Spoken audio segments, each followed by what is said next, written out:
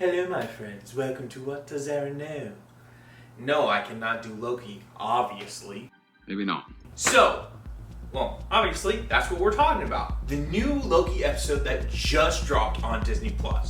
So I'm going to give you a brief recap, what it means for the MCU, and basically how this is all going to go sideways really fast. So, sit back, hold on tight to something, because we're going to just dive right in on this episode of What Does Aaron Know?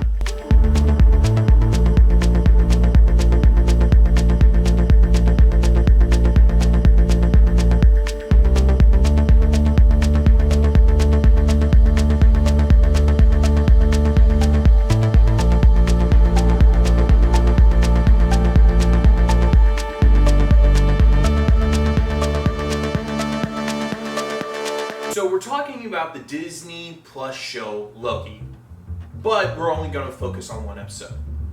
So far, overall, the show has just been amazing. It's a sci-fi kind of time travel type of show. It's like Back to the Future met a buddy cop movie, and Owen Wilson and Tom Hiddleston work perfectly together. Just the comedy and the sort of trust and distrust they have, it just blends together in this nice form of comedy, yet serious, yet humor, yet action, yet we don't know what is going on between them, and it's just weird as all get out.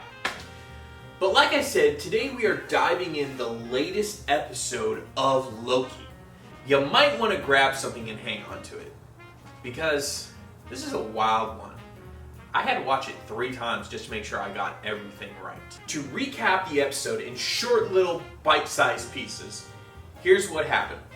Sylvia and Loki are on their way to meet the one who is beyond the wall of time. We see this old rundown looking building on this edge of cliff. Loki and Sylvia go to it and they enter into the building. The first person they meet is Mrs. Timely, sort of the TVA helper. She offers them a deal. The deal is they can stop right now and Loki can go back to New York, win the battle against the Avengers, or get the Infinity Gauntlet from Thanos, making sure that none of the Asgardians die, or become king of all Asgard, which we all know is one of Loki's main goals that he's always wanted.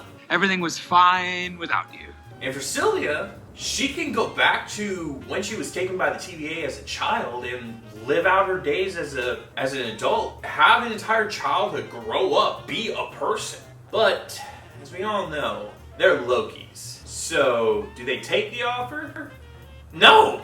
What Loki takes an offer that's too good to be true?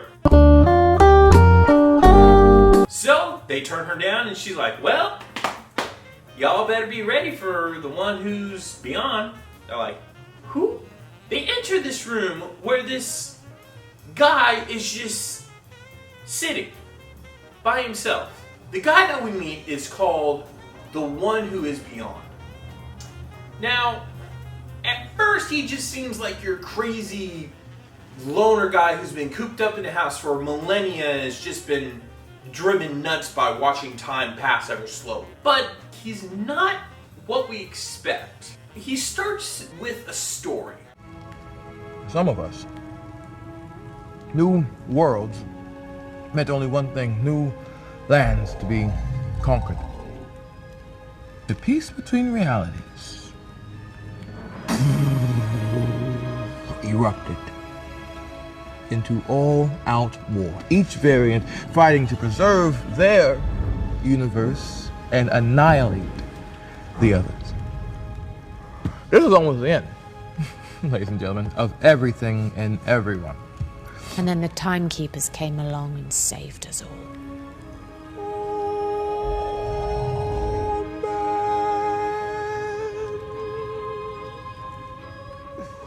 No, no, this is where we diverge from the dogma.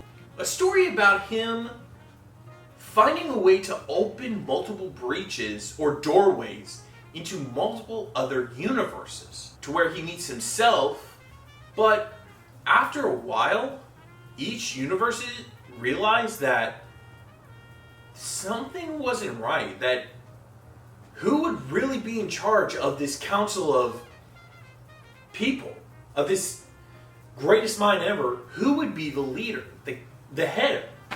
So they went to war between not just men, but universes.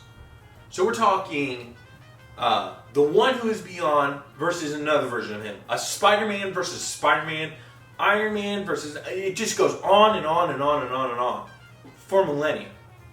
Until the original version of the guy, the one who is beyond, decided, I am going to control the time stream so that way other universes or timelines do not branch out. So, instead of having time flow naturally, or what we consider to be free will choices, he inserted the TVA to keep variation or different choices that would have affected or branched out other timelines to basically prune, correct, or keep the sacred timeline, the main one, on course. This kind of sounds selfish, but he is right. If he hadn't have done this, more evil would be released upon the universe than we could ever imagine. Not only would we have our threats, but threats from different universes that could be either more powerful, or our heroes could be villains that could attack us. So in a sense, it was the right thing to do. It was the wrong way to go about it, but it was the right thing to do. So, after millennia of waiting, he's been searching for one person to take over his place. Because, I mean, you wait you wait so long in millennia, you're going to get tired and you're going to need, a vacation once in a while. Well, he realized he wasn't looking for one person, but two.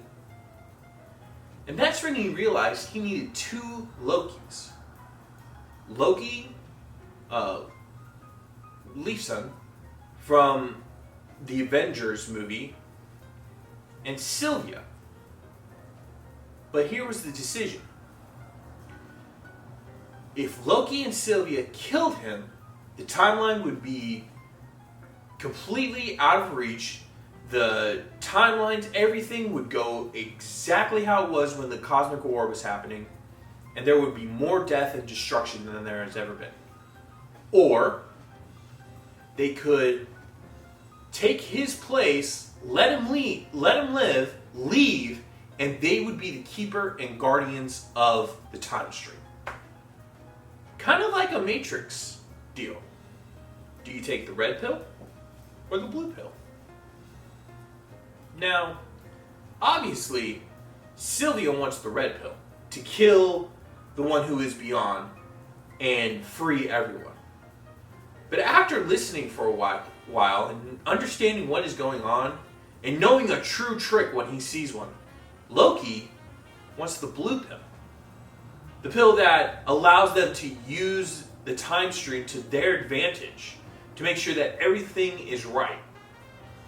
Now we know Loki wants to have destruction, mischief, and everything, but during the fate of the world, the universe, the alternate dimensions and everything, he puts aside his pettiness to actually become a hero. And of course, both sides cannot exist without one going away. So they have their little skirmish. Loki reveals to Sylvia that he has feelings for her. There's a kiss scene. Everybody was freaking happy about it. I'm so glad it happened. Sylvia sends Loki back to the TVA and kills the one who is beyond. And it starts to fracture the timeline. We see the TVA, the timelines just fracture and break apart and split into multiple streams. It is so chaotic. And Loki just sits there and cries. He's not worried about the time stream. He's worried about Sylvia. Well, go a couple minutes ahead, and we know he's at the TVA. So he goes to Morbius and one of the time hunters. And he explains to them what happened, that Sylvia's killed the one who is beyond, and everything like that. And they look at him like, who are you? He's like, it's me, Loki. No, like, who are you? What division? They're asking him who he is when all this entire series he's been building, he's had this relationship with him. Then it hits him as he looks out over the balcony, and where the 3 statues of the timekeepers are, there is now one single statue of the man who is beyond. But that's not what's on the plaque.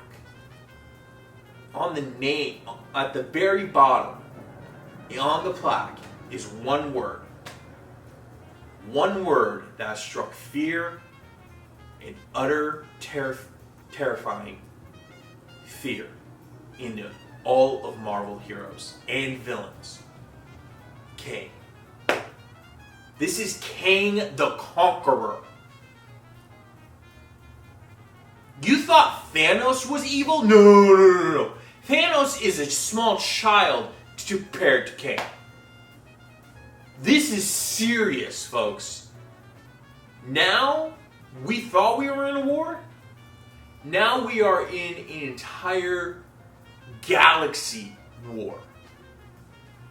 Our universe versus the ultimate conqueror of universes.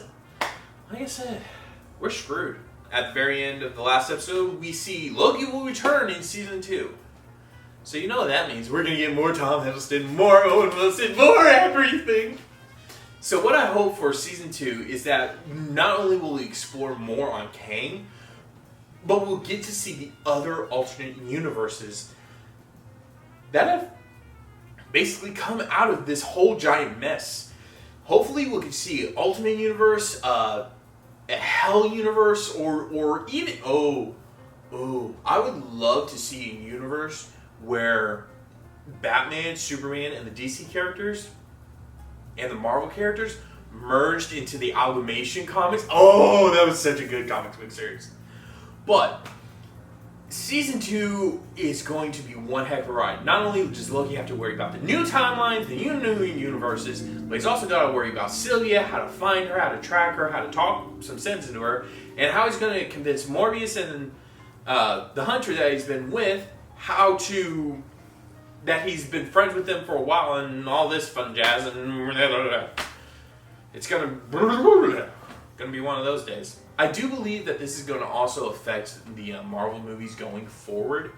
Not only are we getting Doctor Strange madness into the multiverse, but we're also getting Spider-Man Nowhere Home. No Way Home. No, we're also getting Spider-Man No Way Home.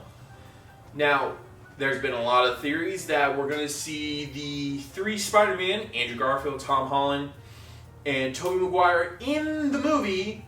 And with this last episode of Loki showing what has happened, it could possibly be that this is how they get introduced into the main Spider-Man timeline. We don't know. We don't know how this is going to happen, so it's all up in the air. But this could also bring back Captain America, Black Widow, and Iron Man to the main universe. In a sense. But yeah, we honestly don't know how the time changes or the time variants are going to affect the main MCU. Right now, it's all up in the air. And that's it. I'm done. Basically, I'm done. So, I mean, if you guys want to like, subscribe, it's down at the bottom. Or if you guys got a question, down at the bottom as well in the comments. Other than that, remember to always keep your nerd radar on. So other than that, stay nerdy, my friends. What exactly did you say? I have no idea. Nerd radar? Nerd radar, I think. What's that? I have no idea. Did you have a episode that you had planned for the near future that you want to tell them about? Well, I was thinking about doing Omni-Man versus Superman, but I'm not 100% sure if, people want to know that. I'm actually, maybe because I'm thinking about doing J.K. Simmons' character of Omni-Man versus, Superman.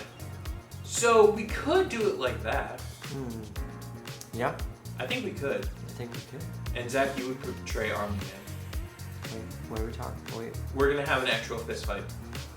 Okay. Well, I'll look forward to that. Yes, I'm going to be Superman. I'll be fat Superman, you be skinny Omni-Man.